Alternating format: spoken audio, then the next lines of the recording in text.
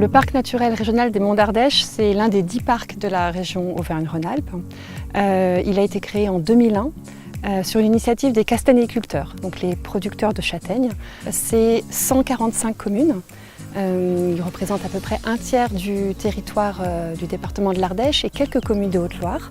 La ligne du partage des eaux, c'est une des principales en France, c'est celle qui sépare le bassin atlantique du bassin méditerranéen.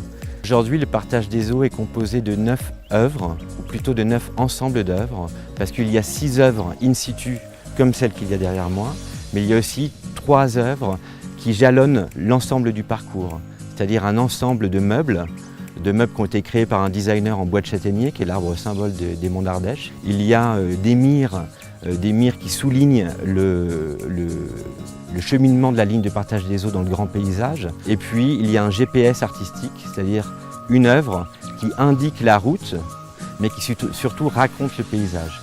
Alors l'œuvre de Stéphane Tidé, de l'autre côté, elle s'appuie sur la chartreuse de Bonnefoy. Et Stéphane Tidé a décidé d'inclure dans les anciennes ouvertures de la façade des grands miroirs, sachant que les miroirs du haut sont orientés vers le ciel, les miroirs du milieu sont orientés vers le sommet de la colline qui est dans notre dos, et le miroir de la porte est orienté vers la prairie qui est devant nous. Et ensuite la tour à eau de Gilles Clément, et donc il a souhaité faire un puits artésien en roche basaltique, qui est la roche qui compose le gerbier de jonc.